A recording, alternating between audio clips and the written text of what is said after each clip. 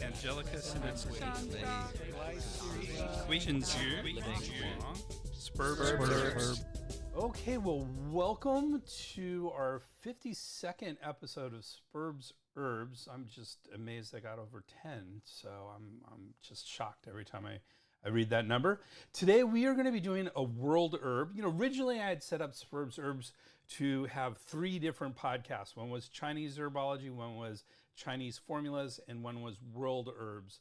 And I was going to do the Chinese ones every week and then the switch off every other week on the other 2. And then I just realized that's way too much. So we put it all in one. And so now I do every 2 weeks I do a Chinese herb, single herb, or that's the goal. It was a little messed up for a while there. Chinese single herb, and then a world herb on one of the off weeks and a Chinese formula on the other off week. So that's where we are. That's our pattern. And so today we're doing a world herb. It's an interesting world herb. It's called curry tree or Murraya koenigii. And this is interesting because it's super popular. This is an incredibly commonly used herb, but mostly culinary. There is a lot of stuff on the herbal side, the medicinal side of things, but nothing well established or researched. And so it's going to be an interesting episode. So that is our episode for today. So let's get into it.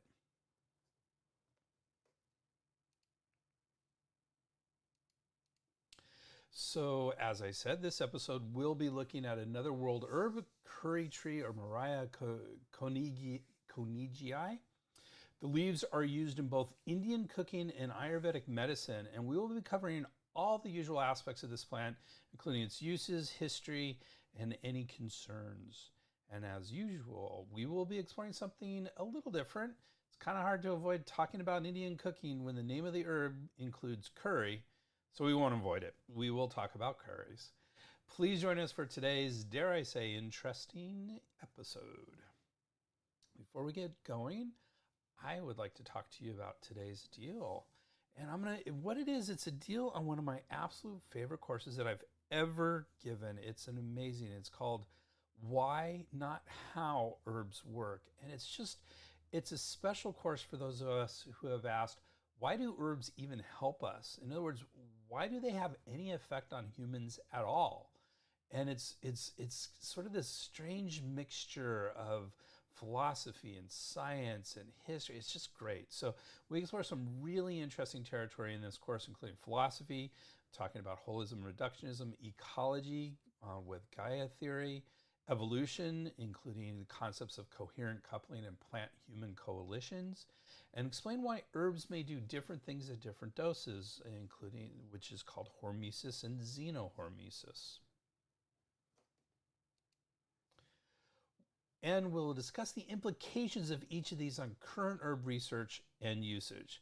This is an amazing journey that answers fundamental questions about herbalism, and it is an absolutely can't miss webinar. If you hurry, you can get this webinar for 1/3 off. Instead of $30 for this 2-hour continuing education course, it's only $20. Just go to www.integrativemedicinecouncil.org/WHY. So that's www.integrativemedicinecouncil.org/WHY. And you will get this deal. Thank you.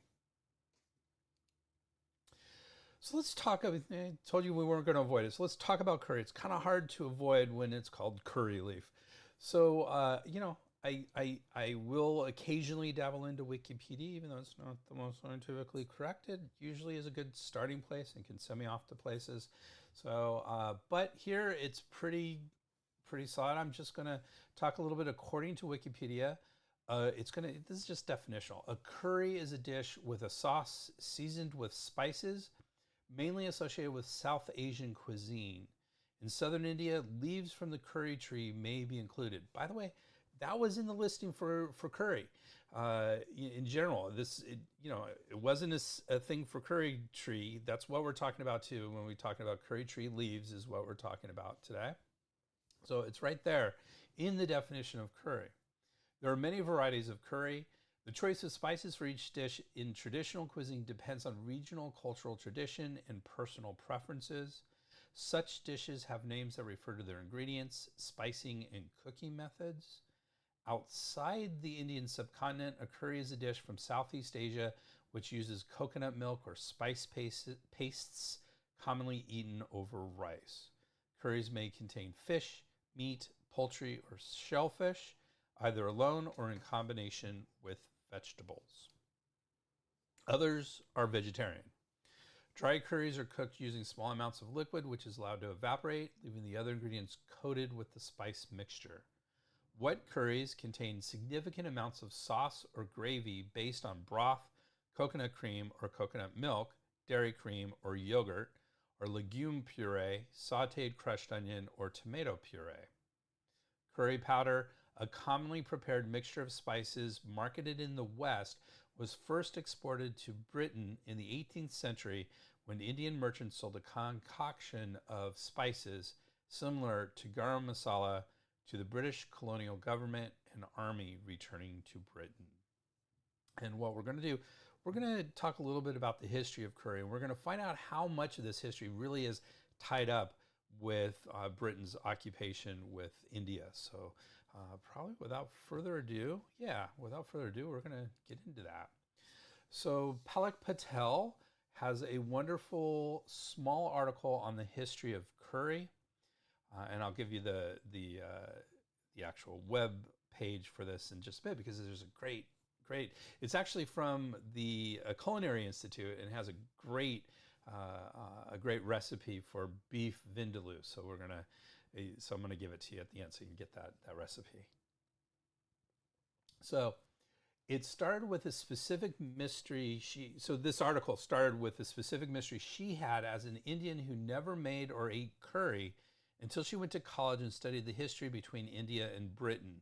Why was she so frustrated about the common use of this word? So she embarked on learning more about it. According to this article, the origins of curry began before the British arrived in the subcontinent of India in 1608.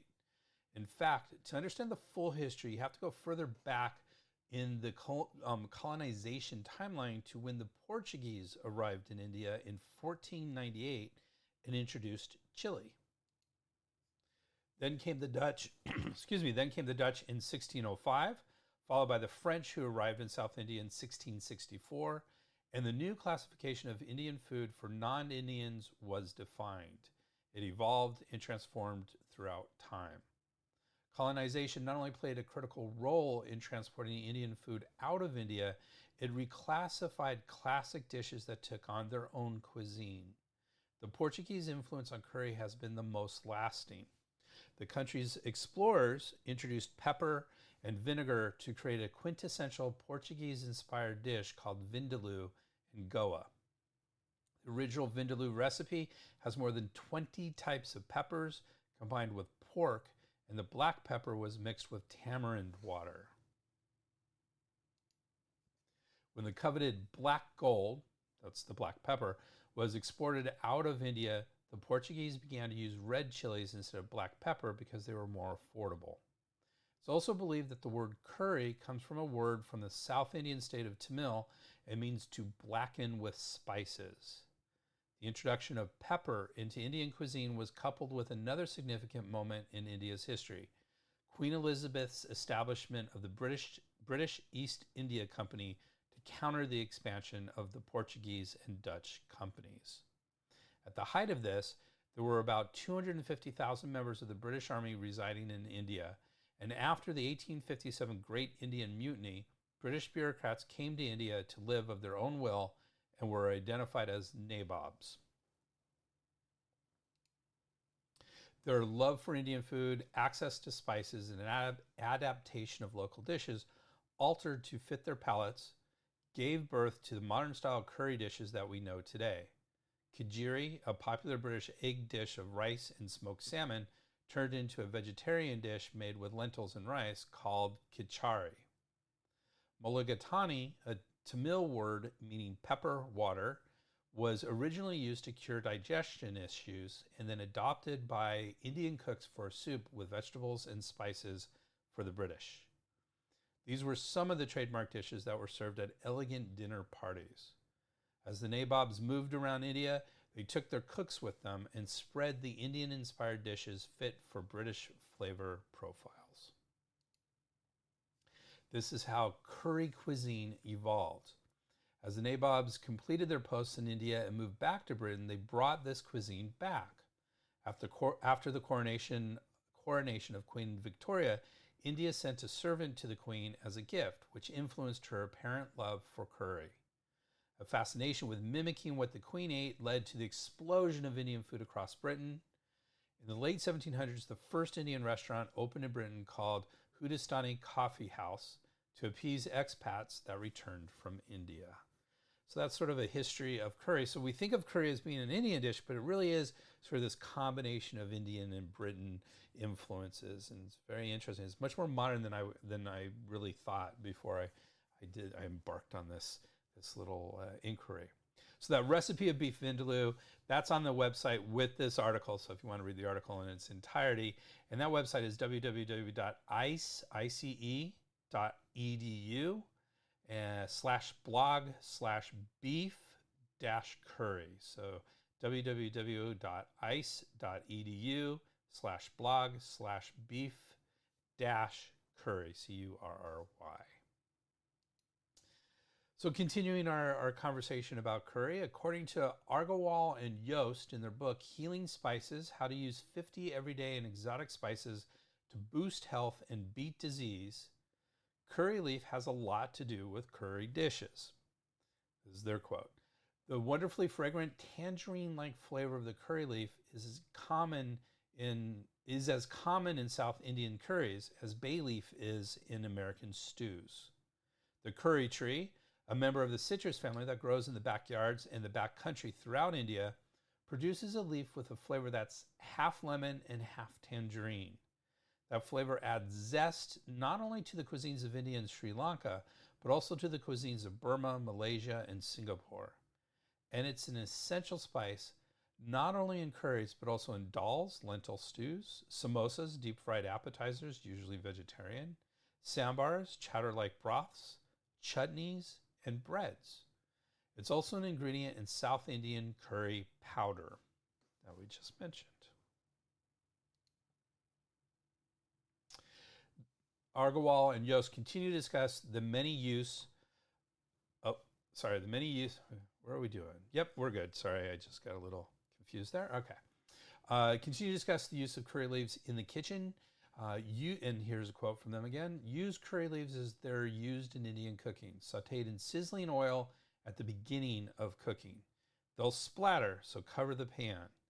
Sauteed leaves add crunchiness and aroma to your dishes.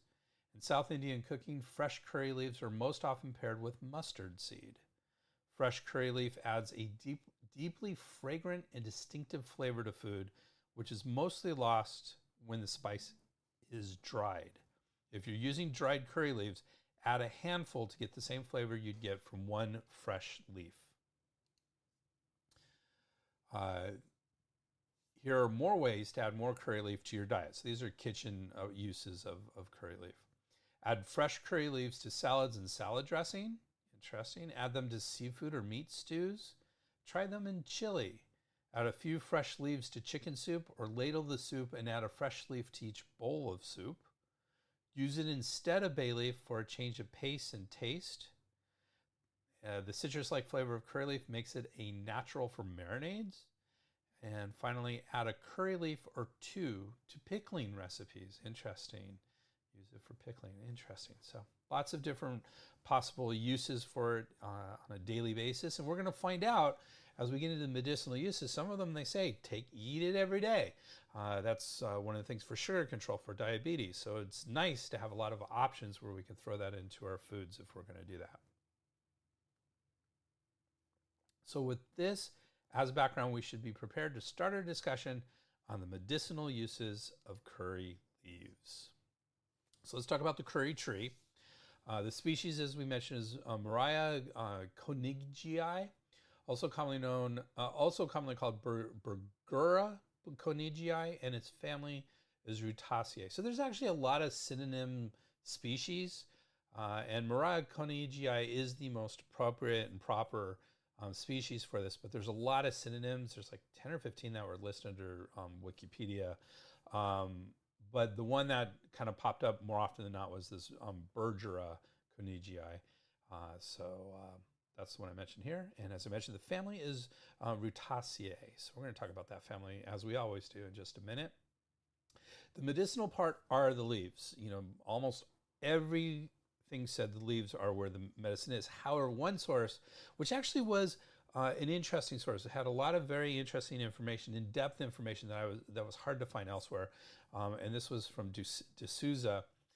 Says the bark, stem, fruits, and roots are also used medicinally, and some of these will be discussed under our usage in just a little bit. So other names for this, there were a ton of names in every little dialect in India, and I just didn't want to list 10 or 15 names that I was not going to be able to pronounce well. But just know there's a lot of different names for this in different languages, and I didn't get into other languages, that also had German and Spanish and French, and there was a lot. So I kind of narrowed it down a little bit.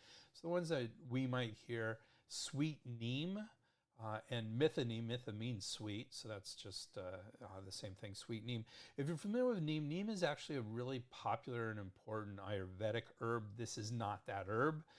This is sweet neem, which is a completely different species than neem itself is not related. And then the one that is commonly, the Indian name that's commonly, at least when I was reading through it, that commonly is used is Kadi Pata. And then, of course, curry leaf. Just forget the tree. It's curry leaf or curry leaf tree, curry bush. And a few of those names that are a little bit, those foreign names, that those Indian dialect names that are a little bit more common are Mytholimdo and Kuruvipillai. See, that's why I didn't list a whole bunch of them. Kuruvipillai.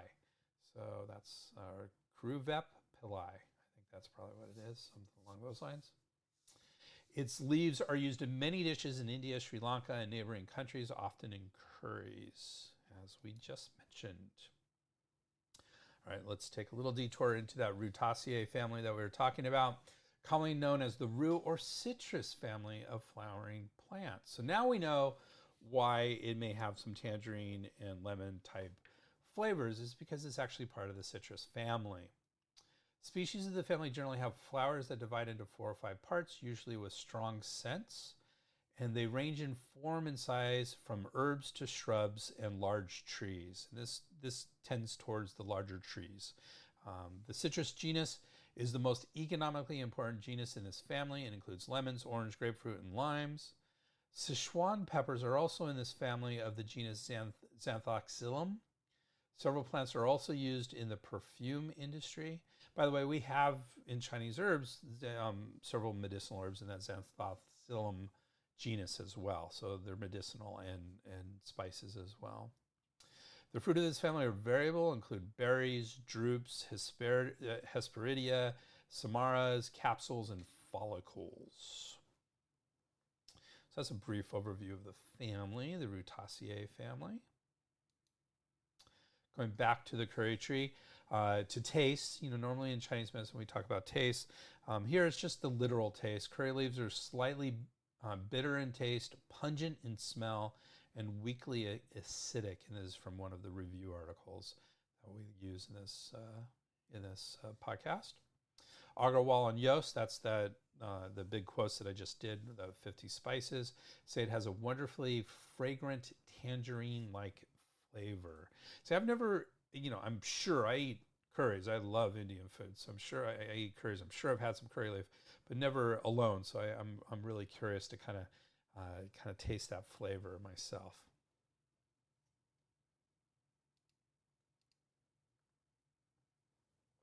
So the use of curry leaves is first seen in anywhere from the 1st to 4th century CE.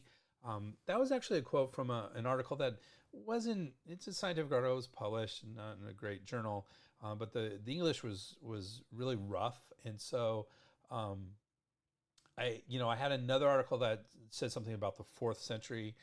So I don't know where Mittal and his team got this, going all the way back to the 1st century, but still, it's been around for a long time. The generic name Murraya derives from John Andreas Murray, who lived from 1740 to 1791, who studied botany under Carl Linnaeus. If you're not familiar with Carl Linnaeus, he's the one who created the binomial system, and basically he's the reason why we have these classifications of family, genus, species, all that sort of stuff. Carl Linnaeus is the godfather, basically. And so Andreas Murray, studied botany under Carl Linnaeus and became a professor of medicine with an interest in medicinal plants at the University of Göttingen, Germany. And excuse my pronunciations. The specific name koenigii derives from the last name of botanist Johann Gerhard Koenig, and so that's where we get koenigii as the species name, the specific name. So that's a brief history. So let's talk about traditional Ayurvedic uses of this herb. So before we get into the Ayurvedic uses of this herb, I would like to remind listeners we have discussed some of the basics of Ayurvedic medicine in episodes 8 and 23. Going back to those episodes, we'll give you, the listener, a review of the basic concepts we're about to discuss. So here's some of those basic concepts. So first of all, the rasa, or taste, of this herb is astringent, bitter, and sweet. Vipaka, the taste after digestion, which is a unique sort of Ayurvedic approach to, like, there's a taste after you actually digest it. And here it's katu, or pungent. The guna, or qualities, of this herb are lagu, or light to digest, and sniga, I don't know how to pronounce this, which is unctuous. That is a quality of the herb. The virya, or potency, of the herb is shita, or cold. The action or karma of the herb, there's several of them. Ruchya, which improves taste. Dipana, kindles digestive fire. Pachana, improves digestion. Vishagna, antitoxic. And Varnya, improves complexion. And we're going to see a lot of these in the uses as we go along these actions. And then effect on the doshas, it is kapha, pitta, hara. So it balances kapha and pitta doshas. And again, very technical Ayurvedic sort of approaches, but that's basically the tridoshas, the three doshas. Kapha, pitta, and vata are the three doshas. And so very interesting and fundamental to Ayurvedic medicine. So, all right. So getting into this, I usually talk about preparing, preparation of the herb, and another heading I usually have is quality of the herb. It was very difficult to get a lot of that going on. We're going to talk about preparations in just a minute, but I thought it was going to be useful for this herb in particular to talk about sourcing for this herb, because it's you're going to see, it's better fresh. So how do you get a fresh herb around wherever you're at? So according to Agarwal and Yost, again, the 50 spices that are healthy, they say curry leaf is incomparable fresh, but the only place you're likely to find it fresh is in an Indian market. If you're lucky enough to live near one, you'll find curry leaves in the produce section, packaged on the stem in clear wrap. The leaves look like small, thin bay leaves. Don't pass up an opportunity to buy fresh curry leaves. They're not expensive, and they won't go to waste because you can freeze them. To keep curry leaves fresh and fragrant, keep them on the stem until you're ready to use them. Then pull them off one by one as needed. They keep in the refrigerator for about a week. As mentioned, they freeze well too. Just pop the bag in your freezer and pull off the leaves as needed. They will keep in the freezer for about 2 months. Once frozen, they form dark spots and can turn almost black, but this change in appearance doesn't decrease flavor. It's best to chop up darkened, thawed curry leaves. Curry leaf is also available dried or as a powder. You can purchase both in Indian markets or online, though through websites that sell Indian spices. Both dried and powdered curry leaf keeps for about a year in an airtight container away from heat and light. And as we mentioned earlier, if you are going to use the dry, you want to use more of it than the fresh.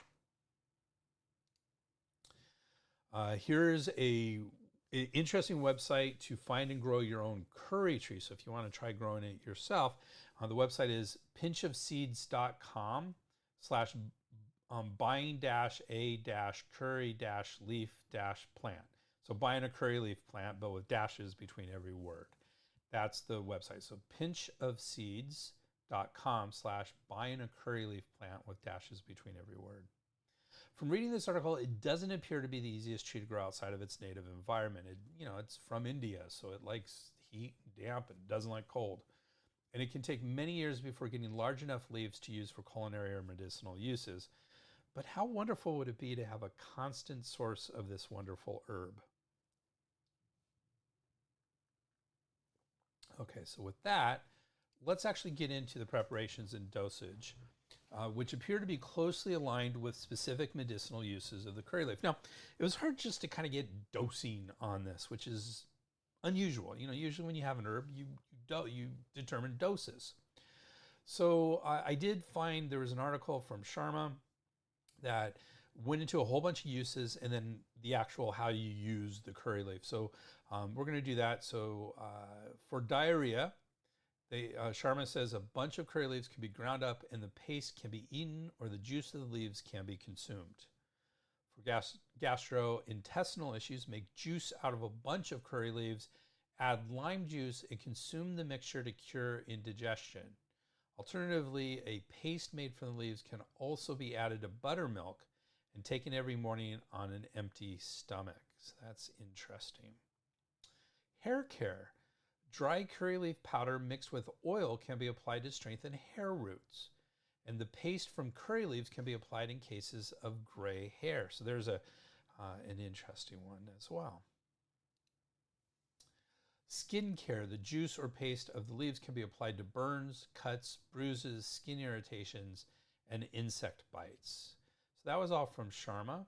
Remember, I mentioned D'Souza earlier. She had a really interesting article on this, and it had lots of information in some areas and not a lot of information in other areas, but it was interesting. And here they talk about basically uses of this as well. And you're going to see there's some that are actually the first one, well, a couple that are similar. So for diarrhea, they say she says the green leaves are eaten raw.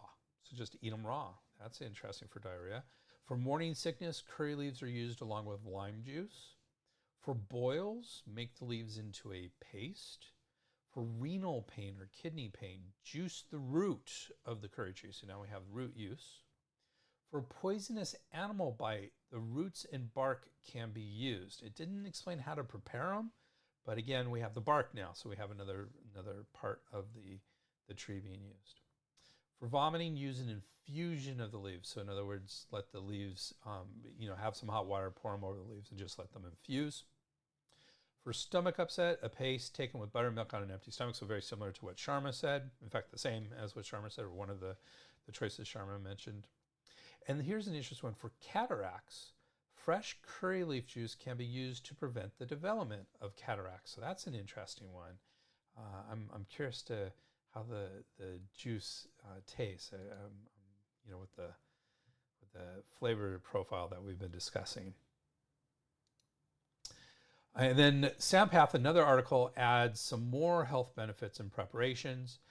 For anemia, eat 1 date with 2 leaves on an empty stomach every morning. Interesting. One of the constituents, which I actually don't mention when we talk about constituents, but came up because it wasn't one of the main ones, is iron. There's iron in curry tree leaves. And so it might actually be very useful for anemia in that context.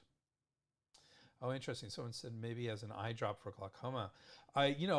That's an interesting one. I mean, the difference between glaucoma and cataracts is a lot. Those are not very similar at all. But I didn't see anything in my reading that it would be useful for glaucoma. But that's an interesting one. I don't know if I'd go off experimenting on that, but I think it's an interesting idea. Okay, back to Sampath.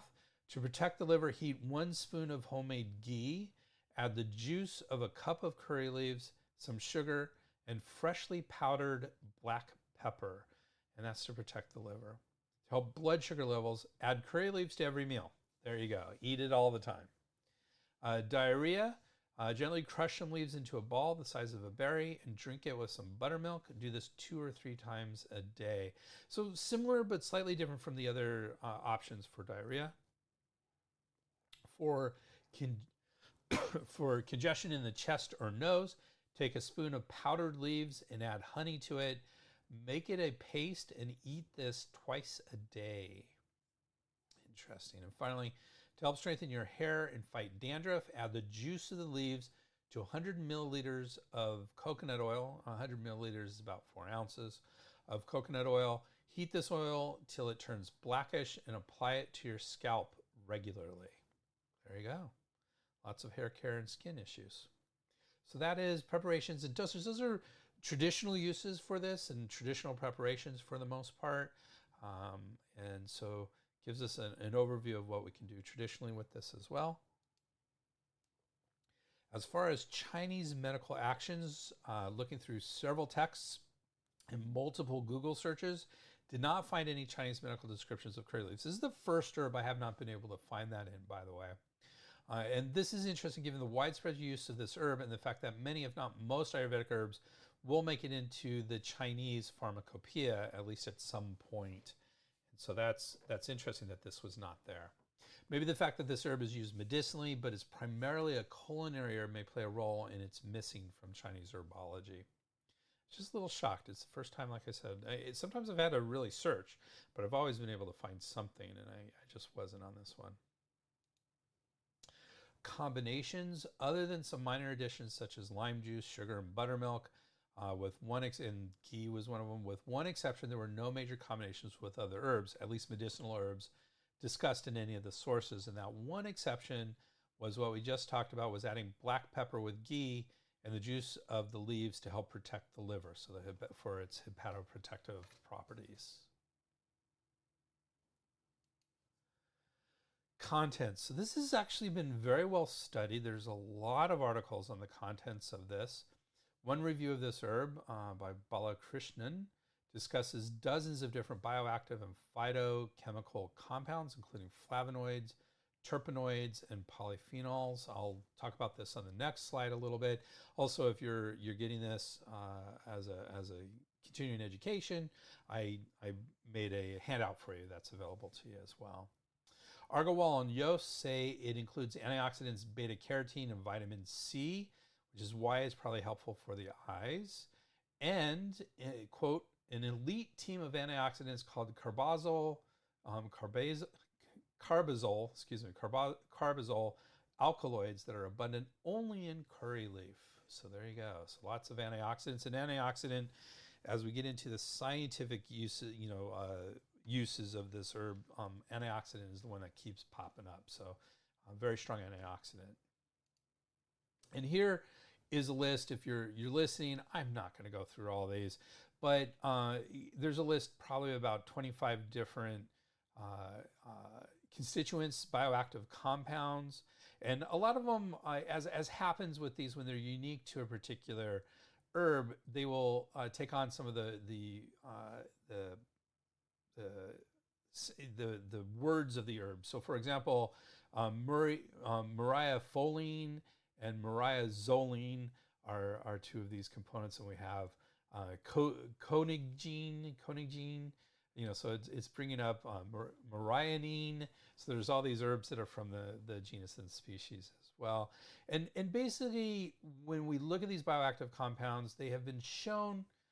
We're going to get into the science a little bit, so take shown evidence, a little bit of a grain of salt, but they can be cytotoxic, antimicrobial, anti-cancer, anti-hyperlipidemic. So that means cytotoxic means it kills cells. Usually we're talking about bad cells. Antimicrobial, of course, means it's against bugs. Antioxidant, as I mentioned, anti-diabetic, and I said anti-hyperlipidemic, so this is good for cholesterol and triglycerides in the blood. And that pretty much hits anti-tumor, neuroprotective, one was antibacterial, which I thought was interesting because everyone else says antimicrobial, and there was one that said antibacterial. So I thought that was a little unique. But that's, generally that's what all of these kind of fall under as to what they do or don't do. And there's, like I said, there's a lot of them here. So we're not going to talk too much more about them. We're moving on quickly. Not so quickly. All right, let's talk about the science of this herb. While we have discussed specific uses and preparations of curry leaves, there are many other medicinal uses. The science on these are not well established and are mostly based on animal studies or studies using specific constituents, not whole herb extracts, in randomly controlled trials in humans. Balakrishnan, who I mentioned earlier, did a review article, and his team discussed several activities of curry leaf that show some support, including antifungal properties, and this was shown in vitro studies. So in vitro means in glass, so that means not in animals or in humans. So always take in vitro studies with a grain of salt, because basically just because you put two chemicals together and it has a reaction in the lab doesn't mean it's going to happen that way in the human body. So it's antifungal in vitro and in many rat and mice studies. So now we're starting to get into in vivo, which means in life, but still animal studies. All of these, none of these were in human studies. So take them all with a grain of salt. If it, just because it does something in a rat or a mice does not mean it does it in a human. So antifungal, antibacterial had in vitro studies. Hepatoprotective, which means it protects the liver, and that had in vitro and in rat and mice studies. Immunomodulatory, so in other words, it helps the immune system in rat and mice studies. Nephroprotective, that means it helps the kidneys in rat studies. Anti-diabetic in rat studies. Anti-cancer in vitro and in rodent studies. Neuroprotective, protecting the nerves in vitro and rat studies. Radioprotective and chemoprotective. So radiation protective, that's radioprotective, and chemoprotective for chemotherapy, and that was a single mice study. So not a lot of support for that at all, but certainly worth studying more. And wound healing, actually helping wounds heal in a single rat study. So that was all from the review article by Balakrishnan and his team. D'Souza adds it's anthelmintic, which means it helps worms. Analgesic, which means it helps pain. And nephroprotective as well to this list, without any references at all. So we don't know where she's getting that, but it's interesting. We did talk about the nephroprotective, but the anthelmintic and analgesic we haven't really seen in the other ones. Mittal and their team adds several more activities with singular animal studies unless noted. Dental caries, so having cavities, dental caries, it can be helpful. Anti-amnesiac, so it helps prevent amnesia. Anti-ulcer. Antipyretic, which means it reduces fever in both a rat and a rabbit study. Cardioprotective, in other words, it helps the heart in a mice and a rat study. And also anti-Alzheimer's disease. So some interesting stuff there. And again, at least this one talks about where it gets it, but they're just singular, and they're all animal studies, except for a couple of them were multiple animal studies. So take it all with a grain of salt, but really interesting to point in a direction. So again, these studies are not very strong, but there does appear to be a lot of preliminary evidence of health benefits, but more and large human studies need to happen to substantiate these initial and in vitro and animal study findings. So I think this is all very interesting, but I wouldn't put a lot of faith in it at all at this point. Drug-herb interactions. There was one study by Pandit and their team, and 2012 looked at extracts of this herb, whole herb extracts of this herb, and cytochrome P450 interactions, which of course is a major target of drug-herb interaction research, and they found no significant interaction. So it does not appear that this interferes with cytochrome P450 at all. So that's good. That's one of the major ones. There was, and I couldn't find anything else on interactions, nothing on transporter proteins and high protein binding or anything along those lines. Those are our usual targets for look at this. But there was one interesting rat study, so keep it in mind, rat study rather than human study, resulted in death when combining curry leaves with amlodipine. So they believe this was because of the antihypertensive effect, so it lowers blood pressure effect of the herb combined with the similar effects of the drug, resulting in blood pressure so low that the mouse died. So interesting, the mice died, I should say mice died. So it's interesting because we haven't really talked about antihypertensive effect of the curry leaf itself, and yet they're saying that that's, they think amlodipine is an antihypertensive drug designed to lower blood pressure. So it's an interesting combination, and I think as we're going to see as we talk about cautions, you should not be combining this herb with antihypertensives. It's probably not a good idea in general, though, just because this happened in rat doesn't mean it'll happen in humans, but still be on the safe side. So let's talk about those concerns other than the drug-herb interactions. There are not any documented side effects in humans. There are a few they mentioned in rats and that, but nothing major. According to Singh, caution should be used when combined with antihypertensive agents based on that one study. He also states that there's not enough information to determine the safe use of this herb in pregnant and breastfeeding women. Caution should be taken using this herb in small children and older adults due to their weak immune systems. That's a quote from them, due to their weak immune systems, which I think is interesting. I generally, giving this herb giving an herb or not to small children and older adults doesn't usually come down to my thinking a weak immune system plays a role in that. I'm more concerned that small children aren't fully formed and can't get rid of any toxins. And in older adults, I'm worried that their liver and kidneys aren't working well, and so the toxins stay around longer as well. That's what I'm more worried about in small children and older adults. The reality is there's nothing to say that this can't be used in small children and older adults. We're just being overly cautious. This article was being overly cautious. I think not inappropriately, that you should be very careful if you're going to do it in small children and older adults, which pretty much is universal for most things, I would say. So that's it. There weren't any more specific concerns in general for this. So overall, because it is a food, and usually our food substances tend to be very safe, though we know as practitioners, a lot of us know that just because it's a food and eaten frequently doesn't mean it's safe. And if you don't believe me, just look at any line at McDonald's and how often someone will eat McDonald's and think it's okay. And we know that's not safe. So it's good for your soul every so often, but not safe for frequent use. All right. So that was our episode today. We started our discussion today with an overview of curry, its history, then specifically discussed the use of curry leaf and its place in the kitchen. From there, we did our deep dive into this interesting herb with lots of fascinating uses and preparations. Lots of preparations I'm just not used to. And again, I find that with Ayurvedic herbs, they often have preparations that as a Chinese herbalist, I'm like, wow, that's interesting.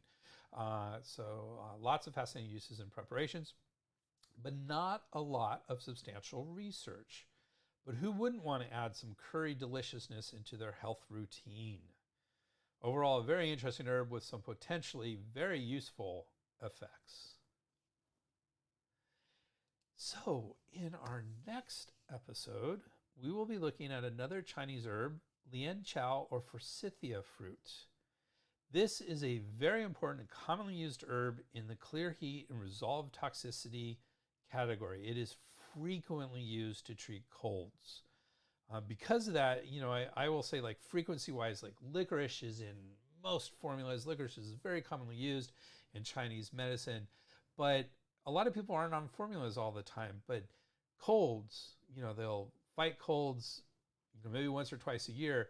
This might be one of the herbs that is used most often. In other words, actually taken internally more often than a lot of others, unless someone's taking herbs on a regular basis. So very frequently used herb in that context.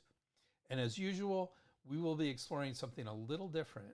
I'm really looking forward to deepening my knowledge about this wonderful herb. It is a super important herb, and I want to know more.